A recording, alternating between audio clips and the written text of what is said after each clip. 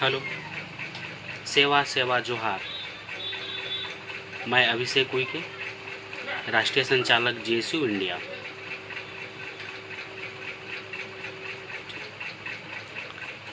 संविधान की बात लाइव स्ट्रीमिंग फेसबुक में आपका स्वागत है ना। संविधान की बात लाइव स्ट्रीमिंग क्लास 16 जुलाई से ही शुरू है ना। और हम पढ़ते पढ़ते आज राष्ट्रपति के कार्यालय शक्ति है ना, यहाँ तक पहुँच चुके हैं हम। ठीक है, आज हमारी बारी है, जानेंगे राष्ट्रपति और राज्यपाल को एक साथ जानेंगे। ठीक है, ऐसा इसलिए जानेंगे क्योंकि मेरे नज़रिए से संविधान में, ठीक है, राष्ट्रपति और राज्यपाल का जो अधिकार है, ठीक है, उनको जो शक्ति मिली है लगभग एक समान है। ठीक है, राज्य में इनको जो शक्ति देश में राष्ट्रपति को प्राप्त है वही शक्ति राज्यपाल को राज्य में प्राप्त है। ठीक है, तो हम जानेंगे आज राष्ट्रपति के शक्ति के बारे में, है ना। उनके जो योग्यता थी, योग्यता हमने पीछे पढ़ा है, हम राज्यपाल की योग्यता की भी बात करेंगे आज। ठीक है, फिर दूसरी तरफ दोनों के कार्यकाल की बात करेंगे, है ना। राष्ट्रपति और राज्यपाल में क्या समानता है ना, क्या उनमें अंतर है ना, इन सारे विषयों पर बात करेंगे। ठीक है, फिर जानेंगे राष्ट्रपति जो वर्तमान में हमारे रामनाथ कोविंद जी हैं।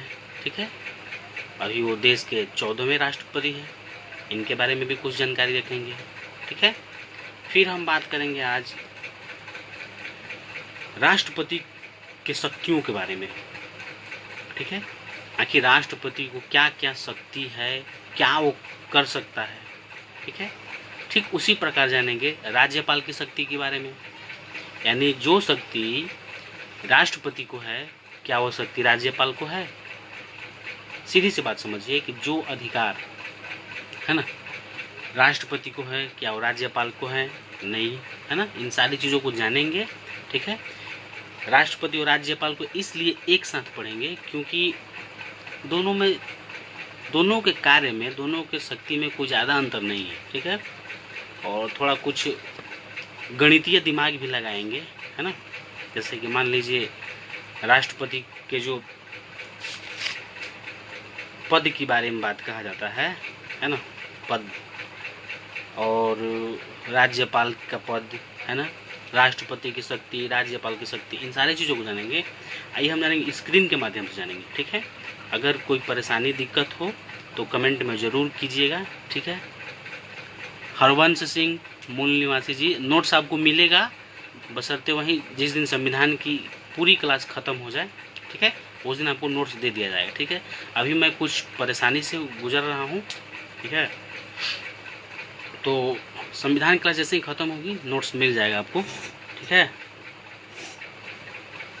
तो आइए हम जानेंगे स्क्रीन के माध्यम से आखिर क्या है राष्ट्रपति की शक्ति, है ना, क्या है राज्यपाल, इन दोनों के बारे में जानेंगे, अंतर समझ में आएगा। ठीक है, और वीडियो को ज़्यादा से ज़्यादा शेयर कीजिएगा। आप लोगों से रिक्वेस्ट है, वीडियो को ज़्यादा से शेयर कीजिएगा। वीडियो कोई शेयर नहीं कर पाता है, बमुश्किल से 2 या 3 लोग वीडियो को शेयर करते हैं। ठीक है, अब देखते हैं आगे। ठीक है, आइए स्क्रीन के माध्यम से देखेंगे, है ना, राज्यपाल और राष्ट्रपति के बारे में।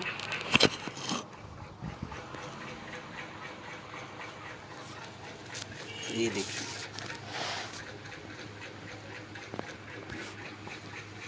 दिख रहा है आप सभी को, है ना। देखिए, आज हम पढ़ेंगे राष्ट्रपति और राज्यपाल दोनों को एक साथ पढ़ेंगे। सवाल ये है, एक बार फिर से जान लेंगे राष्ट्रपति से संबंधित किस अनुच्छेद में किस विषय पर चर्चा किया गया है। ठीक है, तो देखेंगे अनुच्छेद 52 में राष्ट्रपति के पद के बारे में चर्चा किया गया है। अनुच्छेद 53 में राष्ट्रपति की शक्ति के बारे में चर्चा किया गया है। ठीक है, अनुच्छेद 54 में निर्वाचक मंडल जो राष्ट्रपति के लिए होगा उसकी चर्चा किया गया है। अनुच्छेद 55 में निर्वाचन प्रक्रिया राष्ट्रपति की, ठीक है। अनुच्छेद 56 में कार्यकाल यानी राष्ट्रपति कार्यकाल कितने दिन का होगा, है ना। फिर अनुच्छेद 57 में पुनः निर्वाचन, राष्ट्रपति के पुनः निर्वाचन। अनुच्छेद 58 में योग्यता, राष्ट्रपति की योग्यता। अनुच्छेद 59 में राष्ट्रपति की शर्तें।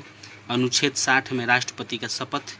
अनुच्छेद 61 में राष्ट्रपति पर महाभियोग और अनुच्छेद 62 में चुनाव अवधि। यानी जो अनुच्छेद 52 से लेकर 62 तक अनुच्छेद हैं वो राष्ट्रपति से संबंधित है, ठीक है। अब वही बात करेंगे राज्यपाल के बारे में। देखिए तो राज्यपाल, ये है राज्यपाल। तो राज्यपाल के पद की चर्चा अनुच्छेद 153 में किया गया है, देख रहे हैं आप, ठीक है। अनुच्छेद 154 में राज्यपाल की शक्ति के बारे में बात कहा गया है। अनुच्छेद 155 में राज्यपाल की नियुक्ति, है ना। अनुच्छेद 156 में राज्यपाल का कार्यकाल कितने दिन का होगा ये चर्चा किया गया है। अनुच्छेद 157 में राज्यपाल की योग्यता के बारे में चर्चा किया गया है, ठीक। अनुच्छेद 158 में राज्यपाल की शर्तें और अनुच्छेद 158 में राज्यपाल के शपथ के बारे में चर्चा किया गया है, ठीक है। अब हम आगे बात करेंगे 1 बाय 1, है ना। कुछ जानकारी ले लेंगे आखिर राष्ट्रपति और राज्यपाल होते क्या हैं, इनको क्या शक्ति प्राप्त है ना। इनके बारे में थोड़ा जान लेंगे, ठीक है। आइए देखिए स्क्रीन पर देख रहे हैं आप सभी को दिख रहा होगा, है ना। चलिए देखिए, राष्ट्रपति एक तरफ राष्ट्रपति है और दूसरी तरफ राज्यपाल है, दिख रहा है आप सभी को स्क्रीन पे, ठीक है। तो जानकारी करेंगे राष्ट्रपति के बारे में पहले। तो राष्ट्रपति का पद यूएसए से लिया गया, यानी यूएसए यानी यूनाइटेड स्टेट ऑफ अमेरिका, है ना। यानी राष्ट्रपति का पद कहाँ से लिया गया है, अमेरिका से लिया गया है। वहीं राज्यपाल का पद कहाँ से लिया गया है, कनाडा से, देख रहे हैं आप, है ना, ठीक। उसी तरह राष्ट्रपति राज्य प्रमुख होता है। राज्य मैंने बताया था कि संवैधानिक भाषा में देश या राष्ट्र को राज्य भी कहा गया है, ठीक है। तो राष्ट्रपति राज्य प्रमुख होता है। तो वहीं राज्यपाल राज्य का औपचारिक प्रमुख होता है। जैसे मान लीजिए किसी एक राज्य का ले लीजिए, जैसे मान लीजिए बिहार राज्य ले लीजिए, ठीक है, ठीक। अब राष्ट्रपति के बारे में देखेंगे। राष्ट्रपति केंद्र के कार्यपालिका का नाम मात्र का प्रमुख होता है ना। राष्ट्रपति केंद्र के कार्यपालिका का नाम मात्र का प्रमुख होता है, ठीक है। वहीं राज्यपाल के कार्यपालिका का नाम मात्र का प्रमुख होता है, समझ रहे हैं आप, ठीक। देखिए अब राष्ट्रपति के बारे में जानेंगे।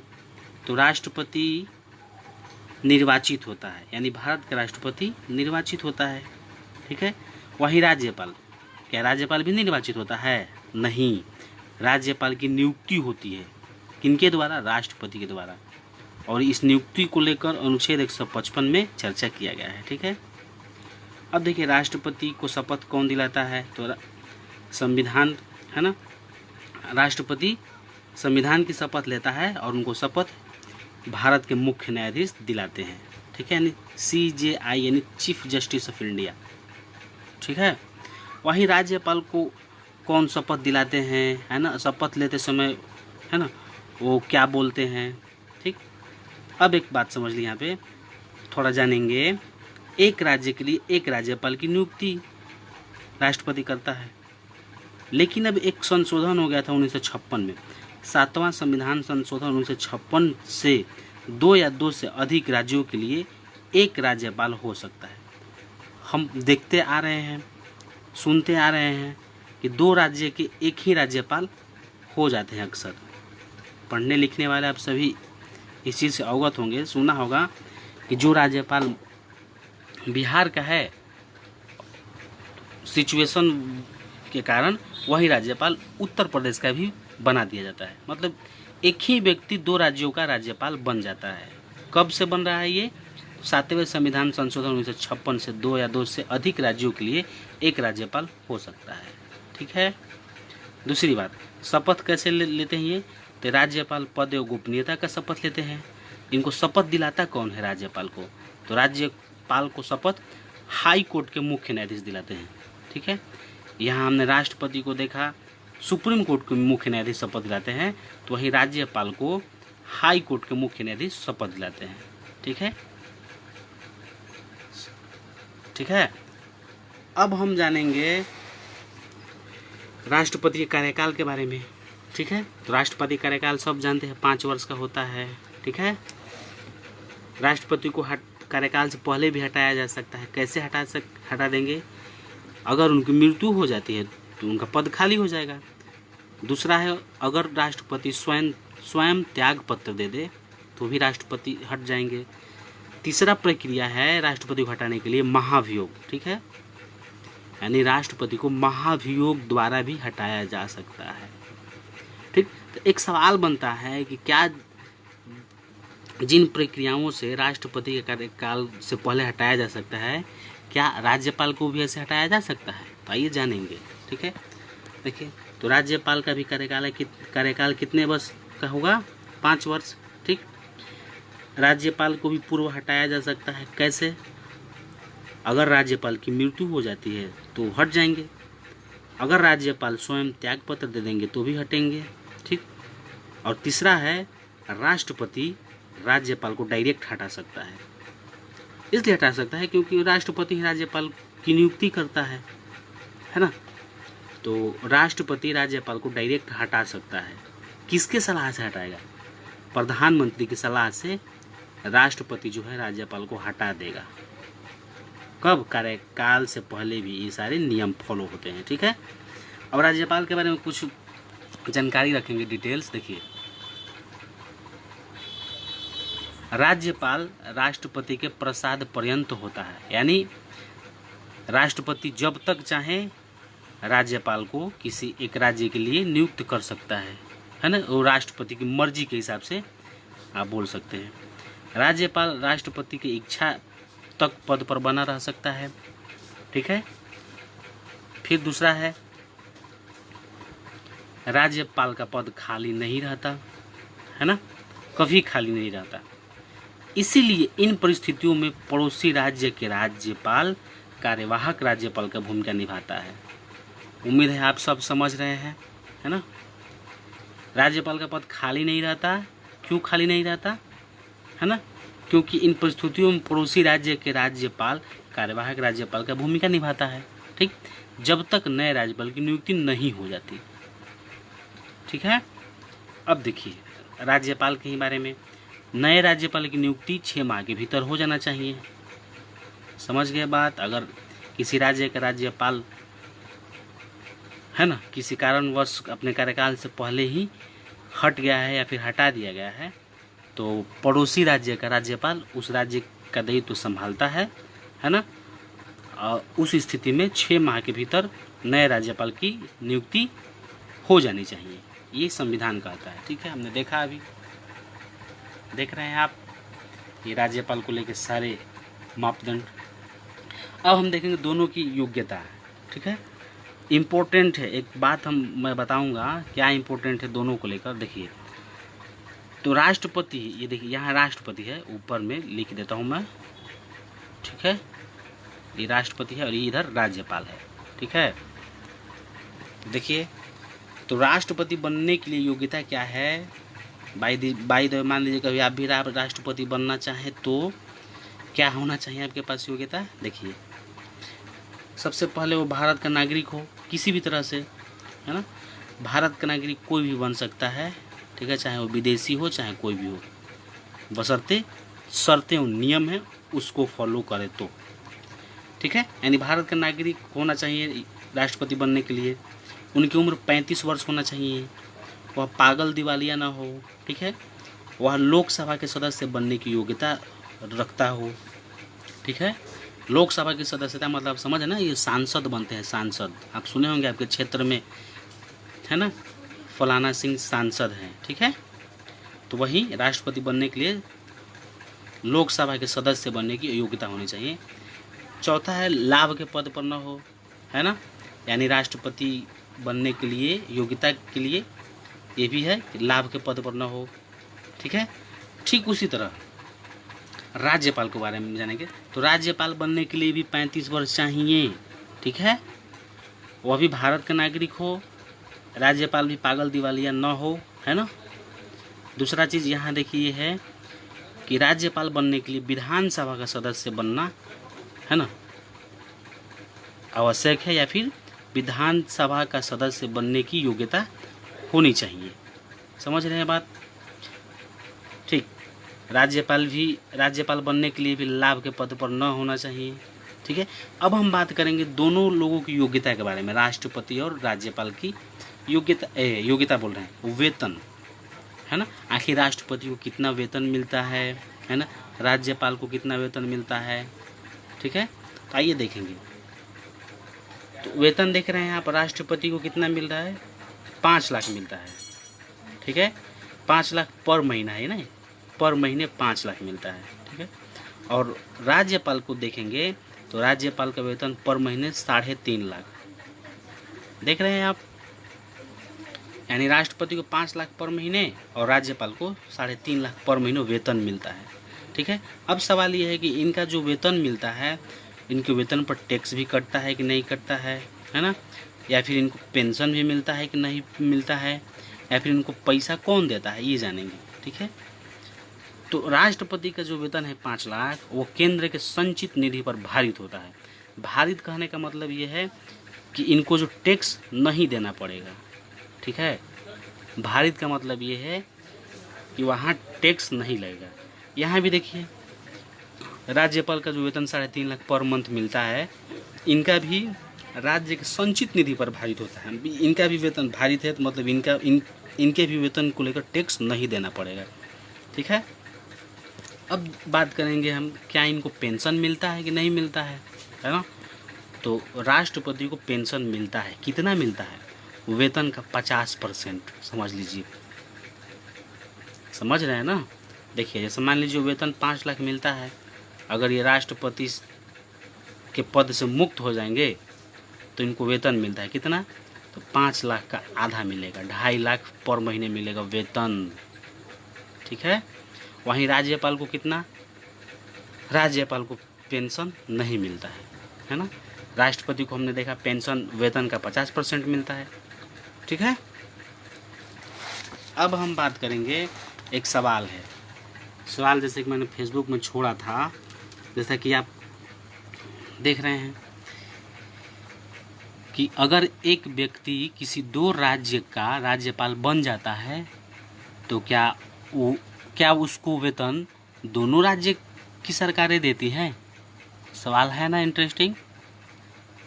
अगर मान लीजिए अभी राज्यपाल फग्गू चौहान, ठीक है, बिहार के राज्यपाल हैं, अगर वो झारखंड के भी राज्यपाल हैं, फग्गू चौहान ही है, मान लेते हैं अभी।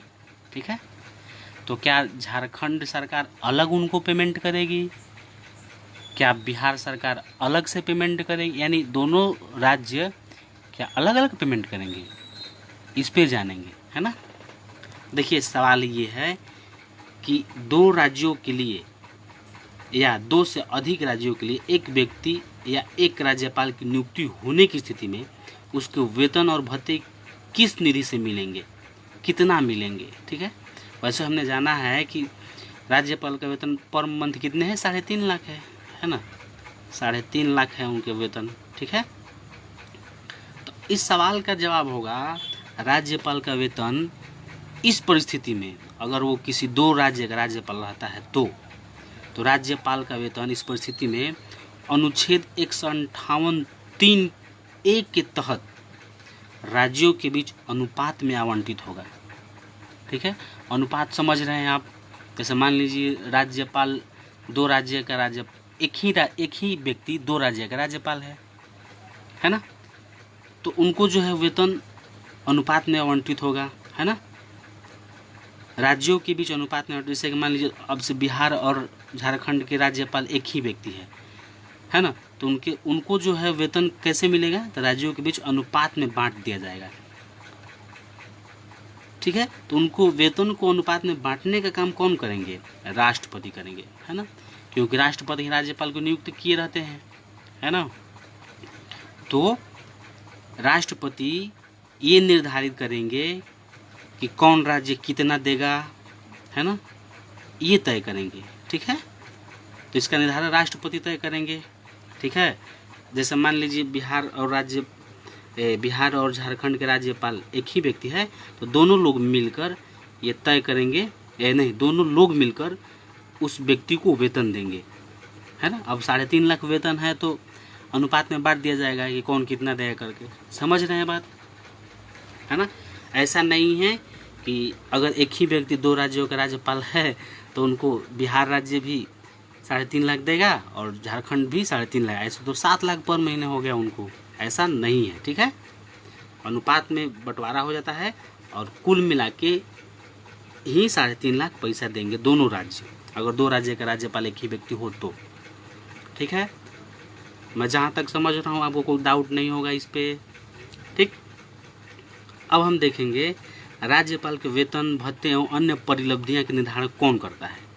तो ये संसद विधि द्वारा किया जाता है, यानी संसद में बैठे लोग करते हैं, है ना, कि राज्यपाल को कितना वेतन, भत्ता या जो भी सुविधा है दिया जाए, ये संसद तय करती है। ठीक है, इसलिए राज्य विधानमंडल को इस पर मत देने का अधिकार नहीं है, यानी राज्यपाल के वेतन भत्ते से संबंधित राज्य का जो विधानमंडल है इस पर मत नहीं दे सकता है ना, क्योंकि ये सारा चीज़ कौन तय करता है, संसद तय करता है।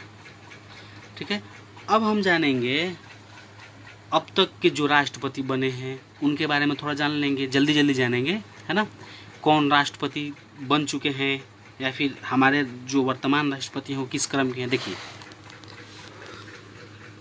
आप देख रहे हैं स्क्रीन पर क्या है, प्रेसिडेंट ऑफ इंडिया, यानी भारत के राष्ट्रपति कौन कौन रह चुके हैं। देखिए, पहले मैंने डॉक्टर राजेंद्र प्रसाद पहले राष्ट्रपति थे, है ना। उसके बाद राधा कृष्ण आए, सर्वपल्ली राधा कृष्ण, उसके बाद जाकिर हुसैन, उसके बाद बीबी गिरी, उनके बाद फखरुद्दीन अली अहमद, है ना, फिर नीलम संजीव रेड्डी, फिर ज्ञानी जैल सिंह, फिर आर वेंकट रमन, फिर doctor Shankar Dayal Sharma, KR Narayan, APJ Abdul Kalam, नाम सुना होगा आपने, फिर प्रतिभा देवी सिंह पाटिल, फिर प्रणब मुखर्जी, और अभी जो वर्तमान में हैं 14वें राष्ट्रपति भारत के, वो रामनाथ कोविंद हैं। ठीक है, ठीक, इनका कार्यकाल कब से है, 2017 से 22 तक। ठीक, एक इम्पोर्टेंट बात है कि सबसे अधिक समय तक राष्ट्रपति कौन रहे हैं, तो डॉक्टर राजेंद्र प्रसाद रहे हैं, है ना, 1950 से 1962 तक। ठीक, अब एक बात करेंगे हम, आप इन सभी के बारे में डिटेल्स आप घर में भी गूगल के माध्यम से जानकारी ले सकते हैं कि कौन क्या है क्या नहीं है ना, कि इनका कार्यकाल कैसा रहा है। ठीक, अब हम बात करेंगे राष्ट्रपति की शक्ति के बारे में, ठीक है, और राज्यपाल के भी शक्ति के बारे में। ठीक, इन दोनों के बारे में हम जानकारी रखेंगे कि आखिर राष्ट्रपति और राज्यपाल का शक्ति क्या है। ठीक, देखिए, तो राष्ट्रपति की शक्ति के विषय में चर्चा अनुच्छेद 53 में किया गया है और राज्यपाल के शक्ति के विषय में अनुच्छेद 156 में किया गया है। ठीक है, तो राष्ट्रपति की शक्तियाँ कौन कौन सी है जानेंगे पहले।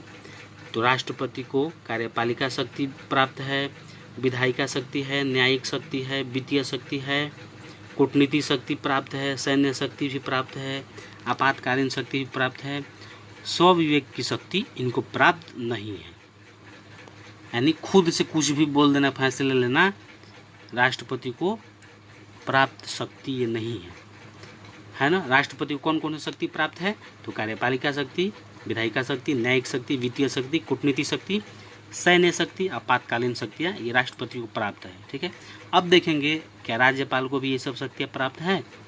तो देखिए, राज्यपाल को कार्यपालिका शक्ति भी प्राप्त है, हाँ प्राप्त है।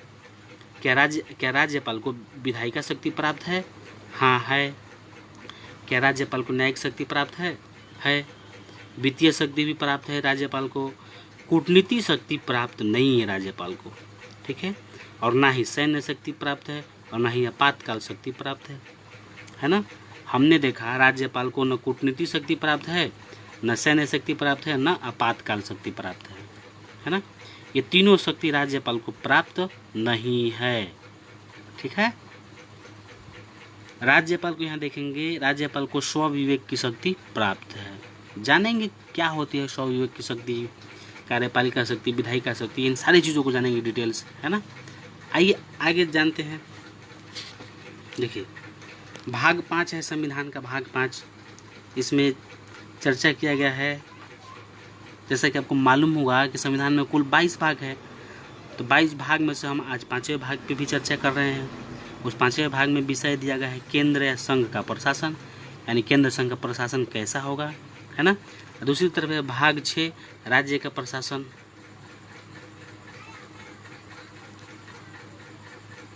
एक मिनट आप थोड़ा वेट करेंगे। दिखाई दे रहा होगा आप सभी को स्क्रीन पर, नहीं दिखाई दे रहा होगा तो कमेंट जरूर कीजिएगा, है ना, क्योंकि पता नहीं चल पा रहा है। दिखाई दे रहा है? ठीक, देखिए तो भाग 5 में केंद्र और संघ का प्रशासन है, तो वहीं भाग 6 में राज्य का दिखाई दे रहा है ना सभी को। तो भाग 6 में राज्य का प्रशासन है। राज्य का प्रशासन मतलब हम राज्यपाल की चर्चा करेंगे, और इधर केंद्र संघ का प्रशासन मतलब यहाँ राष्ट्रपति के बारे में चर्चा करेंगे, ठीक है। आइए देखेंगे समीकरण कैसे बदलता है। जैसे मान लीजिए अनुच्छेद 72 से 111 तक जो भी विषय दिए गए हैं, मतलब जिस अनुच्छेद में जो विषय दिए गए हैं, ठीक है, वही विषय उसी विषय में, जैसे मान लीजिए अनुच्छेद 72 है, अगर उसमें हम 89 ऐड कर देते हैं तो जो भी आएगा, जैसे मान लीजिए 72 है ना, उसमें हम 89 जोड़ ऐड कर देते हैं तो 161, यानी अनुच्छेद, देख रहे हैं आप, अनुच्छेद 161, यानी अनुच्छेद 161 क्या बताएगा, और राज्यपाल से संबंधित शक्ति या अधिकार बताएगा या फिर कार्य बताएगा। समझ गए बात। देखिए अनुच्छेद 72 से 111 तक में अगर हम 89 ऐड कर देते हैं, 89 जोड़ते हैं, तो जो भी परिणाम आएगा वो राज्यपाल के कार्य शक्ति का उल्लेख करेगा, ठीक है। ठीक वैसे ही अनुच्छेद 112 से 124 तक अगर उसमें हम 90 जोड़ते हैं तो राज्यपाल से संबंधित कार्य शक्ति फिर आएगा। एग्जाम्पल मैं बता रहा हूँ, ठीक है। देखिए जैसे मान लीजिए अनुच्छेद 72 है, 72 में क्या दिया गया है, राष्ट्रपति को क्षमादान की शक्ति, है ना। अनुच्छेद 72 में राष्ट्रपति को क्षमादान की शक्ति प्राप्त है। तो हमने यहाँ क्या कहा है कि अनुच्छेद 72 से लेकर 111 तक में अगर 89 जोड़ देते हैं तो जो भी परिणाम आएगा वो राज्यपाल के कार्य शक्ति को दर्शाएगा।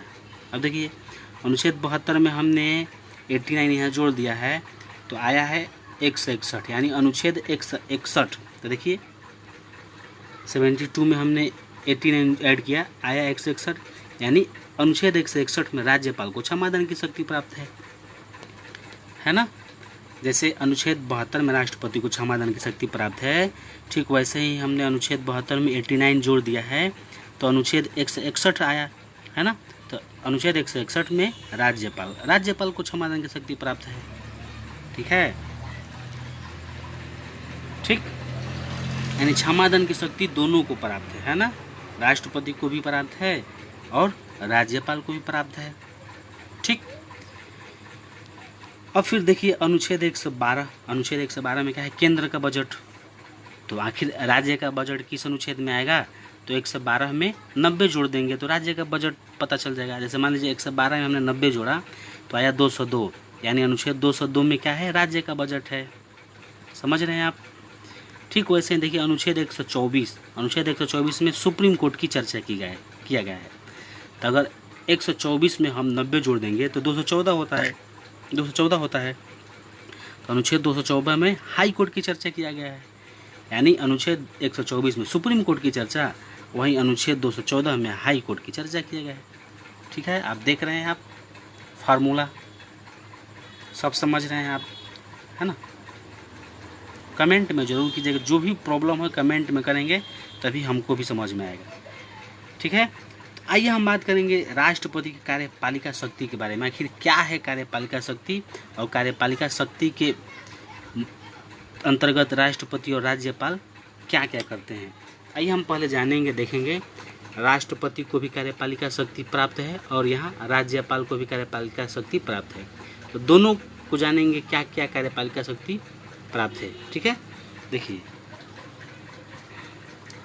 तो कार्यपालिका शक्ति के अंतर्गत राष्ट्रपति नियुक्ति करता है किन किन को। राष्ट्रपति प्रधानमंत्री की नियुक्ति करता है। प्रधानमंत्री की नियुक्ति अनुच्छेद 75(1) में चर्चा किया गया है।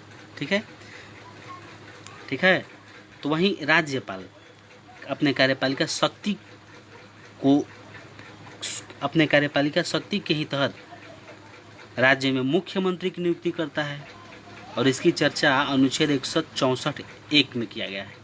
समझ रहे हैं बात ना। जैसे कि मान लीजिए कार्यपालिका शक्ति दोनों को प्राप्त है, राष्ट्रपति को भी प्राप्त है और राज्यपाल को भी प्राप्त है। ठीक है, तो राष्ट्रपति अपने कार्यपालिका शक्ति का इस्तेमाल करते हुए प्रधानमंत्री की नियुक्ति करता है और वहीं राज्यपाल अपने कार्यपालिका शक्ति का इस्तेमाल करते हुए क्या, मुख्यमंत्री की नियुक्ति करता है। ठीक उसी पर देखिए, आइए जान लेंगे पहले एक एक करके। तो राष्ट्रपति किन किन को नियुक्ति करता है, महान्यायवादी की नियुक्ति करता है, प्रधानमंत्री की नियुक्ति करता है, CAG यानी नियंत्रक एवं महालेखा परीक्षक की नियुक्ति करता है। ठीक, राज्यपाल की नियुक्ति करता है राष्ट्रपति, वित्त आयोग के अध्यक्ष की नियुक्ति करता है राष्ट्रपति, है ना, और केंद्र शासित प्रदेश के मुख्यमंत्री की नियुक्ति करता है राष्ट्रपति, है ना। ये राष्ट्रपति कार्यपालिका शक्ति की ही देन है कि राष्ट्रपति इन लोगों को नियुक्ति करता है। ठीक है, अब हम जानेंगे राज्यपाल किन किन को नियुक्ति करता है। तो राज्यपाल मुख्यमंत्री की नियुक्ति करता है, राज्यपाल राज्य में महाधिवक्ता की नियुक्ति करता है ना। बस यही है, क्योंकि ये सब राज्य में नहीं है, राज्य में है ना। तो राज्यपाल और राष्ट्रपति कार्यपालिका शक्ति के बारे में हमने जाना। अब हम जानेंगे विधायी शक्ति दोनों को प्राप्त है। राष्ट्रपति को भी विधायी शक्ति प्राप्त है और राज्यपाल को भी विधायी शक्ति प्राप्त है। ठीक है, आइए जानेंगे राष्ट्रपति की विधायी शक्तियाँ क्या क्या है। ठीक है, देखिए, तो अनुच्छेद 85 में कहा गया है, संविधान का अनुच्छेद 85 संसद का सत्र बुलाता है ना। हम राष्ट्रपति के बारे में पढ़ रहे हैं, राष्ट्रपति के विधायी शक्ति को जान रहे हैं, क्या है उनकी विधायी शक्तियाँ। तो राष्ट्रपति विधायी शक्ति के अंतर्गत है ना, राष्ट्रपति को विधायी शक्तियाँ प्राप्त है ना, और इसकी चर्चा अनुच्छेद 85 में किया गया है ना। तो अनुच्छेद 85 में इस बात की चर्चा किया गया है कि राष्ट्रपति संसद का सत्र बुलाता है। ठीक है, राष्ट्रपति सत्रावासन कर सकता है। जानेंगे सत्रावासन क्या है। राष्ट्रपति लोकसभा को भंग कर सकता है। ठीक है, ठीक। अब वही देखेंगे राज्यपाल के बारे में। तो राज्यपाल भी है ना विधानसभा या विधानमंडल का सत्र बुलाता है। इनकी चर्चा अनुच्छेद 174 में किया गया है। राज्यपाल भी सत्रावासन करता है राज्य में। राज्यपाल यहाँ विधानसभा को भंग करेगा, है ना। वहाँ हमने देखा राष्ट्रपति लोकसभा को भंग कर सकते हैं और यहाँ राज्यपाल विधानसभा को भंग कर सकते हैं। देख रहे हैं आप यहाँ दोनों। ठीक, इन दोनों राष्ट्रपति और राज्यपाल की विधायी शक्तियाँ है, जो विधायी शक्तियाँ के अंतर्गत ये लोग अपना ये कार्य करते हैं। ठीक है, अब जानेंगे हम राष्ट्रपति के बारे में थोड़ा जानेंगे। राष्ट्रपति को जो विधायी शक्तियाँ है इनके बारे में जानेंगे। देखिए, लोकसभा को राष्ट्रपति मंत्रिपरिषद की सिफारिश पर भंग कर सकता है। ठीक है, चूँकि हम जानते हैं कि लोकसभा को भंग करने का अधिकार राष्ट्रपति को है, तो अगर है तो किन के सिफारिश पर, तो मंत्रिपरिषद की सिफारिश पर भंग कर सकता है। ठीक, जानेंगे सत्रावासन क्या है। हमने देखा कि राष्ट्रपति अनुच्छेद 85 के तहत सत्रावासन कर सकता है। तो आखिर सत्रावासन क्या है। सत्रावासन वो व्यवस्था है, देखिए, संसद की चल रही कार्यवाही को अनिश्चित काल के लिए स्थगित कर देना राष्ट्रपति द्वारा। यानी राष्ट्रपति द्वारा संसद की चल रही कार्यवाही को अनिश्चित काल के लिए स्थगित कर देना सत्रावासन कहलाता है। वहीं स्थगन क्या कहलाएगा। स्थगन किसे कहेंगे, यदि संसद की चल रही कार्यवाही को निश्चित काल के लिए, यानी निश्चित काल के लिए स्थगित करेंगे तो वह स्थगन कहलाएगा, और अनिश्चित काल के लिए है ना, स्थगित करेंगे तो 17वां राष्ट्रपति करते हैं। ठीक है। अब सवाल ये है कि जो देखिए संसद की चल रही कार्यवाही को निश्चित काल के लिए स्थगित कर देना लोकसभा या सदन के अध्यक्ष द्वारा, है ना, लोकसभा अध्यक्ष संसद की चल रही कार्यवाही को निश्चित काल के लिए स्थगित कर देते हैं। ठीक है। यहाँ एक बात छूट गया था, राज्यपाल विधानसभा को भंग कर सकता है किसके सिफारिश पे, तो राज्य के मंत्रिमंडल की सिफारिश पे, है ना। ये नहीं कि जो मन में आए वो नहीं कर देंगे राज्यपाल। ठीक है। देखिए फिर यहाँ राष्ट्रपति के बारे में जानेंगे, है ना, और राज्यपाल के भी बारे में। देखिए संयुक्त अधिवेशन, ठीक है, संयुक्त अधिवेशन कहने का मतलब ये है कि लोकसभा और राज्यसभा का एक साथ बैठक करना, है ना, एक साथ बैठक करना। ठीक है। संयुक्त अधिवेशन की चर्चा अनुच्छेद 61 में किया गया है ना। संयुक्त अधिवेशन मतलब लोकसभा और राज्यसभा का एक साथ मीटिंग बुलाना, है ना, ये राष्ट्रपति को अधिकार है। ठीक। कौन बुलाता है, तो राष्ट्रपति बुलाएगा संयुक्त अधिवेशन। कब बुलाएंगे, जब दोनों सदनों के बीच किसी विधेयक पर विवाद या मतभेद हो जाए। ठीक है। इस स्थिति में हम करेंगे। ठीक। नियम कौन बनाता है, तो लोकसभा के अध्यक्ष प्लस राज्यसभा के सभापति, है ना, राज्यसभा के सभापति कौन होते हैं, उपराष्ट्रपति के सिफारिश पर राष्ट्रपति नियम बनाता है। जो संयुक्त अधिवेशन की जो नियम होगी वो कौन बनाएंगे, राष्ट्रपति बनाएंगे, लेकिन किनके सिफारिश पे, तो लोकसभा का अध्यक्ष प्लस राज्यसभा के सभापति के सिफारिश पर। ठीक है। अब सवाल यह है कि जब संयुक्त अधिवेशन होता है तो उसकी अध्यक्षता कौन करेंगे भाई। संयुक्त अधिवेशन मतलब कि लोकसभा और राज्यसभा को एक साथ बैठाकर मीटिंग करना है, तो इस मीटिंग की अध्यक्षता कौन करेंगे, तो इसकी अध्यक्षता कौन करेंगे, लोकसभा के अध्यक्ष। ठीक है।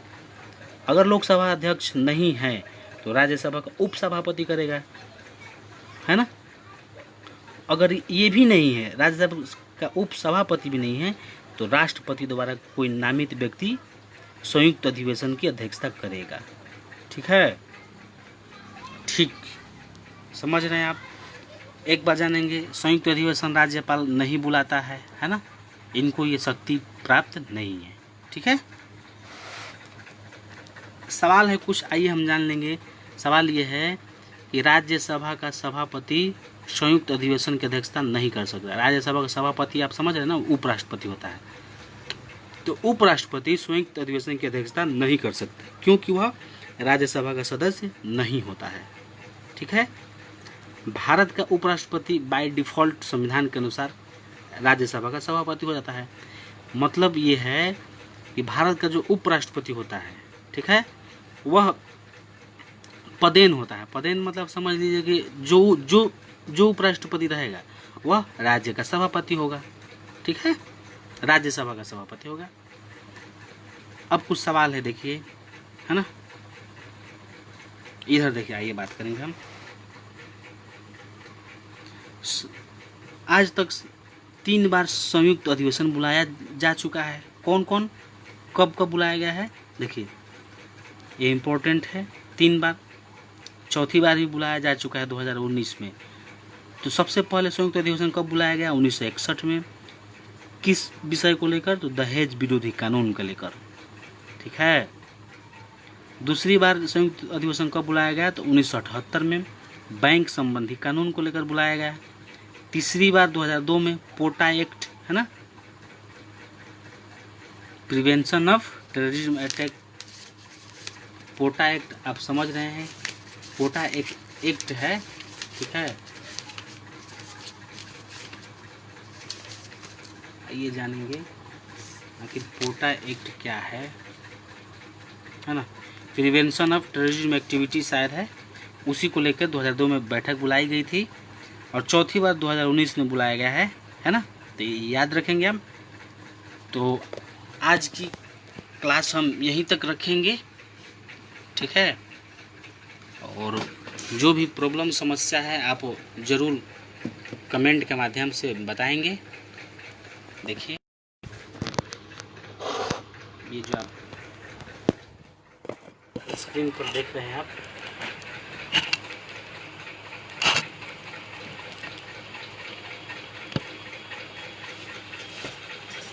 आज जो हमने पढ़ा राष्ट्रपति के बारे में, राज्यपाल के बारे में, है ना, तो कल हम आगे जारी करेंगे